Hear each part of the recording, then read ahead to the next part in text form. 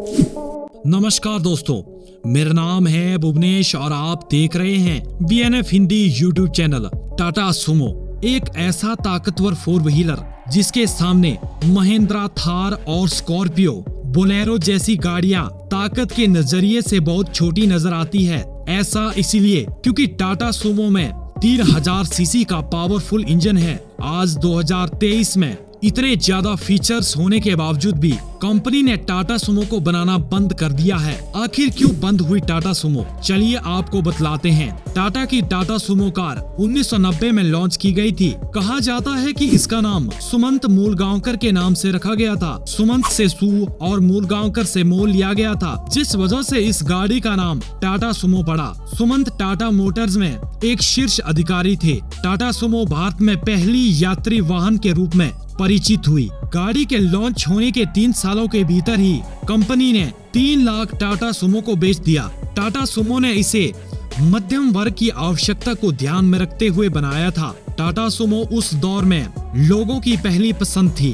कहा जाता है कि 1994 के बाद टाटा सुमो की अत्यधिक बिक्री होने लगी, जिसके बाद कंपनी ने गाड़ी के मॉडल में समय की जरूरत के अनुसार बदलाव किए। इस गाड़ी को रफ एंड टफ भी कहा जाता था, फिर वह चाहे मैदानी क्षेत्र हो या पहाड़ी। इसी कड़ी में टाटा ने इसके 5 मॉडल लॉन्च किए। साल 1994 में टाटा सुमो डिलक्स मॉडल सामान्य सुविधाओं के साथ लॉन्च किया गया। इसके बाद साल 2002 में टाटा सुमो प्लस को लॉन्च किया गया, जिसमें बेहतरीन आधुनिक फीचर्स थे जो लोगों को काफी पसंद आई। इसके 5 साल बाद 2007 में टाटा सुमो विक्टा VI को लॉन्च किया गया। यह मॉडल 7 सीटर और 9 सीटर वेरिएंट में उपलब्ध था। इस गाड़ी का इंजन इतना ताकतवर था कि जो इसे 70 PS और 223 Nm का टॉर्क प्रदान करता था। सुमो विक्टा में इसकी बॉडी और इसके इंटीरियर को शानदार बनाया गया था। इसके साथ स्पेस व्हील की पोजीशन को बदलकर गाड़ी के भीतर फिट किया गया था, जिस वजह से ये गाड़ी बहुत आकर्षक बनी। इसके बाद 10 जनवरी 2008 को सुमो ग्रैंडे को प्रीमियम SUV के रूप में लॉन्च किया गया था। इस गाड़ी को नई पीढ़ी की कार के रूप में देखा जाने लगा। 2200 सीसी और 120 bhp के इंजेक्ट रेल इंजन के साथ यह कार मार्केट में उतरी थी। इस गाड़ी को बनाने के लिए एक अलग तरह के कॉन्सेप्ट का यूज किया गया था, जिसे British design firm concept group international limited द्वारा डिजाइन किया गया था। इस गाड़ी के लॉन्च होने पर भी पिछले सभी सुमो मॉडल मार्केट में उतर रहे थे। इसके बाद 2009 में सुमो ग्रैंडे के नए मॉडल को बेहतरीन ग्राफिक के साथ मार्केट में उतारा गया। इसके बाद साल आया 2011 का, जिसमें टाटा ने अपने बेहद आकर्षक टाटा सुमो गोल्ड को लॉन्च किया गया था। इसके चौड़े रिम और आकर्षक बॉडी डिजाइन आज भी लोगों का दिल जीत लेते हैं।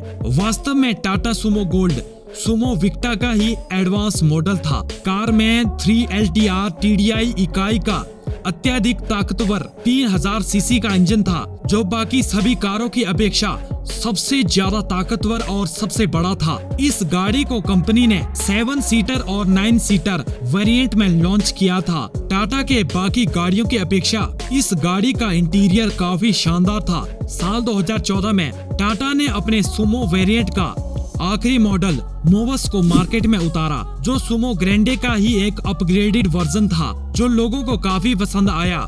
लेकिन इसके कुछ समय बाद ही टाटा ने अपने सुमो मॉडल को बनाना बंद कर दिया। टाटा सुमो के बंद होने के बावजूद आज भी टाटा सुमो सड़कों में नजर आ जाती है।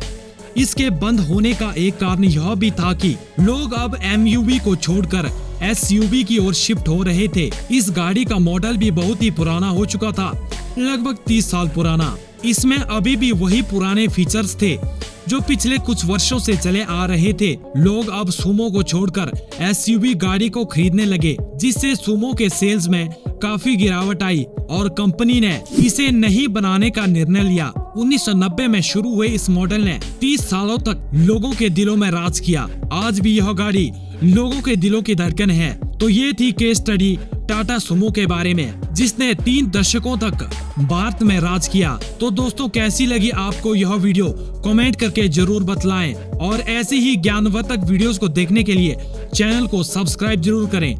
Thanks for watching.